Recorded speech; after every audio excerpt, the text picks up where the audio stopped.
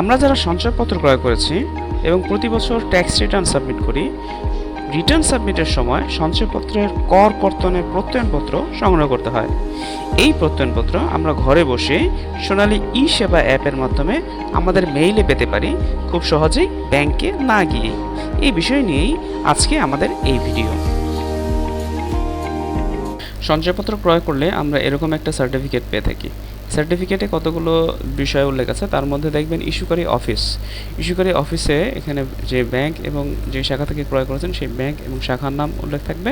একটা QR code থাকবে, যে কিউআর কোড স্ক্যান করে আমরা ট্যাক্স সার্টিফিকেটটা নিতে পারি। গুগল প্লে স্টোর অথবা iOS অ্যাপ থেকে আমরা সোনালী ই সেবা অ্যাপটা ডাউনলোড করে নেব। ডাউনলোড করে ইনস্টল দিয়ে ওপেন করব। সোনালী ই সেবার ফার্স্ট ইন্টারফেসটা এরকম। এই সোনালী ই সেবা দিয়ে ট্যাক্স সার্টিফিকেট নেওয়া ছাড়াও আরও অনেক ধরনের কাজ করা যায়। এই সার্ভিসগুলো নিয়ে আমরা পরবর্তী ভিডিওতে আলোচনা করব। এখন আমরা যেটা দেখব সেটা হচ্ছে কিভাবে সোর্স ট্যাক্সটা নেওয়া যায়, সেভিংস সার্টিফিকেটের সোর্স ট্যাক্স। একেবারে নিচে আদার সার্ভিসে চলে যাব, যেখানে সোর্স ট্যাক্স সার্টিফিকেট দেওয়া আছে। এখানে ক্লিক করলে একটা স্ক্যানার আসবে এবং সেই স্ক্যানার দিয়ে আমরা কিউআর কোডটা স্ক্যান করব। কিউআর কোডটা স্ক্যান করার সাথে সাথে এই ধরনের ইনফরমেশনগুলো চলে আসবে। এখানে দেখা যাচ্ছে নাম, আপনার NID, tax certificate registration number, issue date, এবং এখানে যেটা আছে ফিসক্যাল ইয়ার, অর্থাৎ যেই বছরের জন্য আপনি ট্যাক্স সার্টিফিকেটটা নিচ্ছেন সেই বছরটা এখানে সিলেক্ট করবেন। এটা ডিফল্টভাবে লেটেস্ট বছরটাই দেয়া থাকবে। যদি আপনি পুরোনোটা নিতে চান তাহলে টাইপ করতে হবে।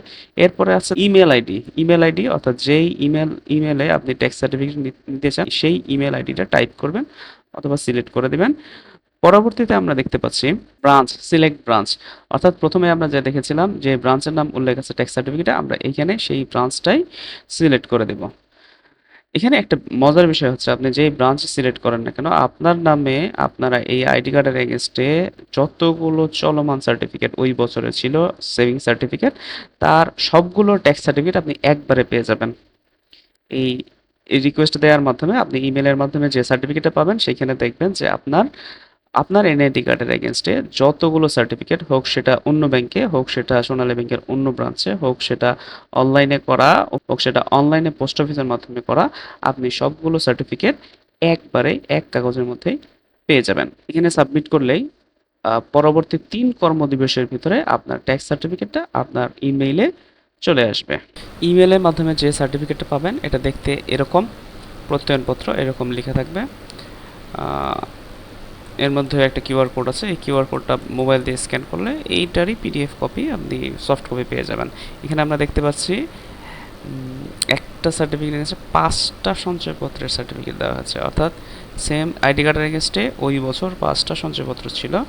তা আপনি একবার অ্যাপ্লাই করলে আপনার নামে ওই আইডি কার্ডের এগেনস্টে যতগুলো সঞ্চয়পত্র আছে সবগুলোই এক সার্টিফিকেটের মাধ্যমে আপনি ট্যাক্স সার্টিফিকেট, ওই বছরের ট্যাক্স সার্টিফিকেটটা পেয়ে যাবেন।